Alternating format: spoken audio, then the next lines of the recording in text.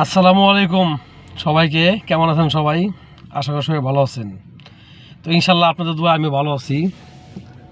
একটু একবারে তো পুরোপুরি ভালো আছি তাও না, একটু প্রবলেমে আছি। তা হলো হঠাৎ করে অ্যালার্জি দেখা দিচ্ছে। হয়তো কেউ দেখতে পাচ্ছেন জানি না, আমার চোখে অ্যালার্জির সমস্যা হয়েছে। অ্যালার্জির প্রবলেমের জন্য চোখটা অনেক লাল। তো যাই হোক, কিছু কথা বলার জন্য আপনাদের সামনে আসলাম। এই অনলাইন জগতে না আসলে কখনো বুঝতে পারতাম না যে কিছু কিছু মানুষ মানে এদের মানুষও বলা যায়, আবার এই ভিন্ন গ্রহের যে মানে আছে, কিছু প্রাণী আছে সেগুলো বলা যায়। এলিয়ান এলিয়ান বলা যায়, এলিয়ান মানুষ না, এলিয়ান। কারণ কি, এদের মনটা আল্লাহ তাআলা এমন দিছে, কি বলবো, বলার কোনো ভাষা নাই। কারণ আমি মানুষকে কিছু কিছু সময়তে ছাড় দেই, কিন্তু আমি কারো কাছে ছাড় পাই না। আচ্ছা, ভালো কথা। 2 নম্বর কথা হচ্ছে, এই মানুষে উপকার করলে মানুষ সবসময় চেষ্টা থাকে যে কখন আমার সে বাসটা দিতে পারবে। 2 নম্বর কথা এটা। নাম্বার 3, এই এই বর্তমান যুগে আমার মনে হয় না যে পাগল যে সেও বুঝে, কিন্তু আমরা মানুষ বুঝতে পারলাম না। আর দ্বিতীয়ত কথা হলো কি,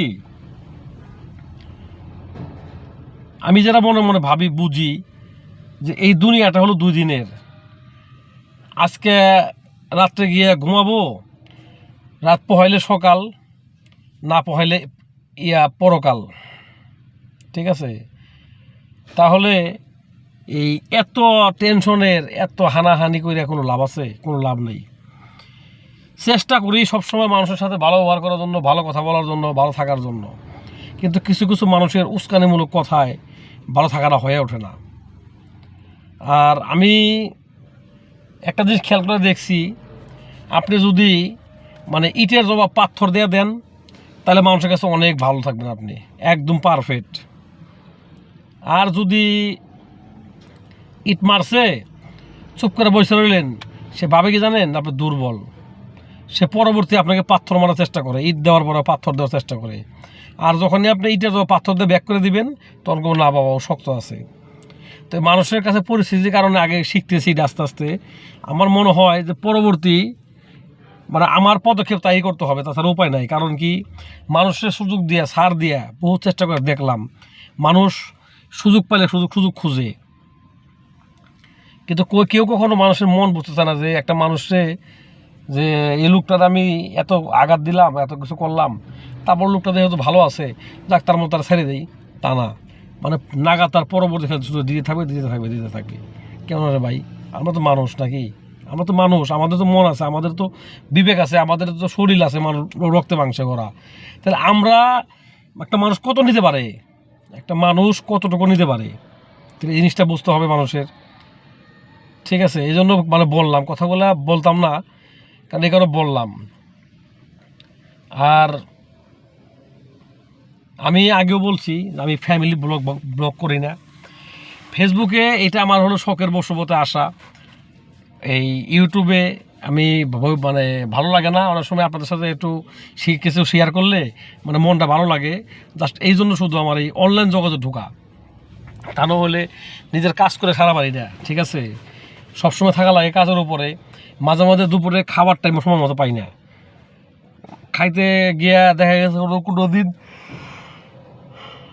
2টা 3টা, অনেক সময় 4টাও বেজে যায় খাবার খাইতে গিয়া।